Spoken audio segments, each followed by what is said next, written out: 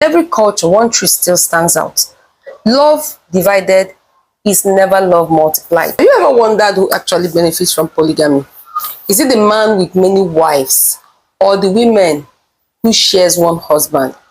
The man with many women who wants to have it all, touch all shapes and all sizes. Polygamy in African society or in African setting is seen as part of tradition, a symbol of wealth, status, Even some people denote that it's spiritual blessings, having it all types of women attached to a man's name.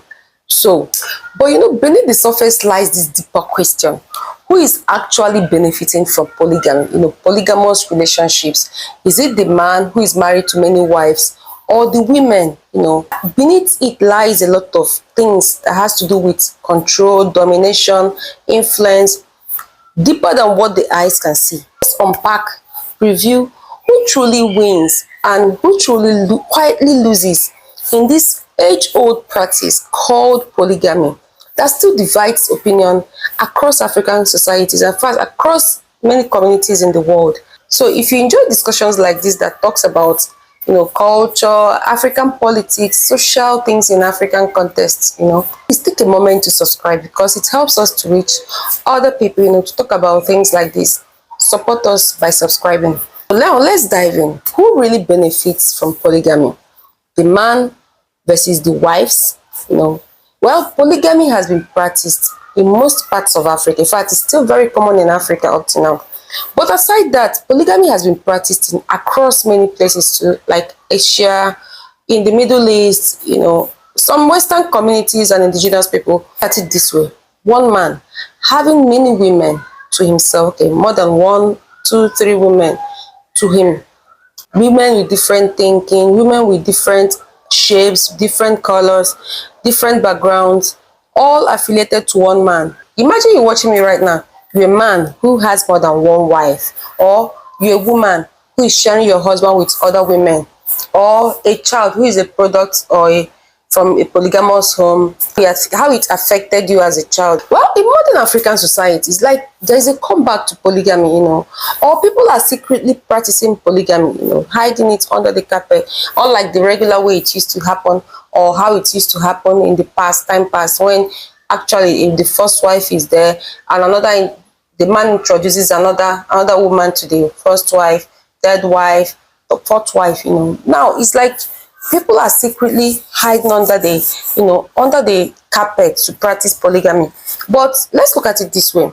If you're a man who is practicing polygamy in this modern time, or you're a woman who is married to a man with more than one wife, you have your co-wives, your mates. Let's look at it from the time past. Polygamy wasn't about desire. It was about survival.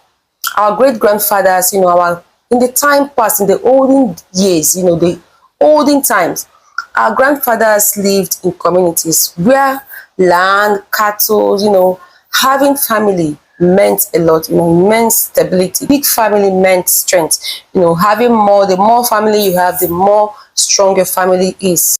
It is a common belief that a man with many wives, could do more, cultivate more lands, build alliances, strong or less alliances, and then maybe a name that echoes everywhere. So in those days, it is believed that the more wives a man had, the more children, the more help and the stronger the lineage of the man is. One example from other parts of the world, like in Saudi Arabia, in Pakistan, or some parts of India, a man could legally marry up to 4 wives just to protect the family's wealth and preserve whatever the family owns. A woman in some places, like in Tibetan society, can marry more than one husband, marry up to 4 to protect her father's family, to protect her father's wealth. If you look at it in the time past, it's as if polygamy was born out of necessity, like to keep things going, to protect wealth and to make things happen. Unlike what we see today, it wasn't always out of lust, it was out of necessity.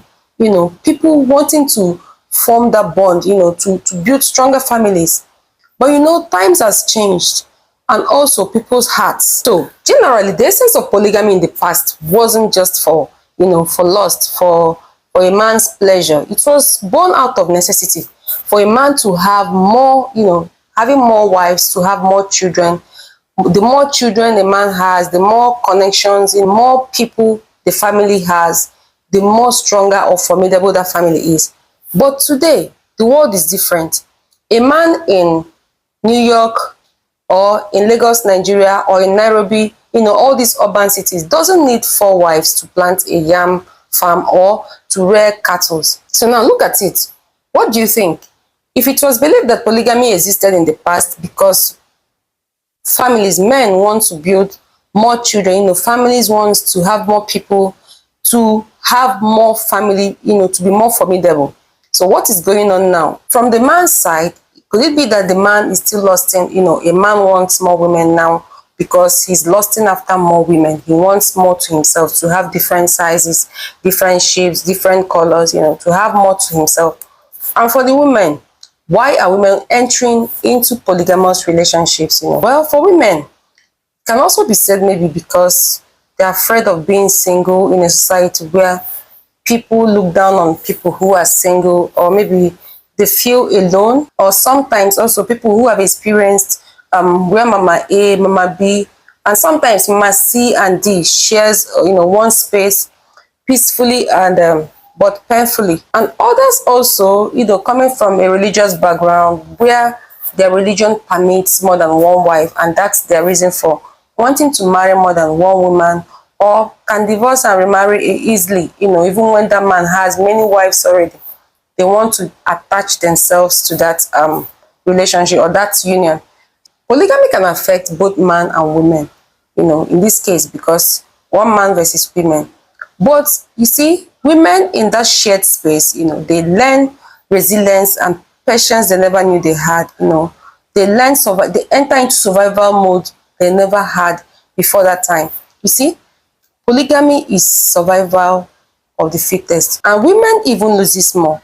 The right to be loved exclusively. So for the man may gain respect, social respect, status, control in societies or communities where polygamy is seen as a thing or valued. And what is often underrated or overlooked is that men also pay a very huge price, the price of peace. Because to balance love, money, jealousy, greed, you name it, as many as you can, amongst women, amongst wives, is no small task. Think of the children. In many polygamous homes, siblings never don't just grow up as brothers and sisters, but sometimes as silent rivals. Sometimes they learn early what my mother's child and another woman's child means. Sometimes too, they may find unity, find love amongst half brothers and half sisters, and cooperate. And even the women find love, sisterhood amongst sharing their pains, sharing their joys, Other times, it might be full-blown war in those homes. So truth be told, polygamy can be said to be favorable to a man. But looking at the effects of polygamy, is no doubt that polygamy sometimes leaves the effects of broken home, brokenness, and a lot of divisions among people that are within the sphere of that polygamous home. Well, to sum it up, in the past, it looks like polygamy made sense for people who practiced it, for survival, to build more families. But in today's world, it doesn't look like the strongest man is the man with many wives. Well, that's what it is, because you can see many great men doing things with just one woman. Let me know what your thoughts are. Drop your comment in the comment section, and do not forget to subscribe to my channel because it helps us and supports us too. Thank you for tuning in. See you on the next one.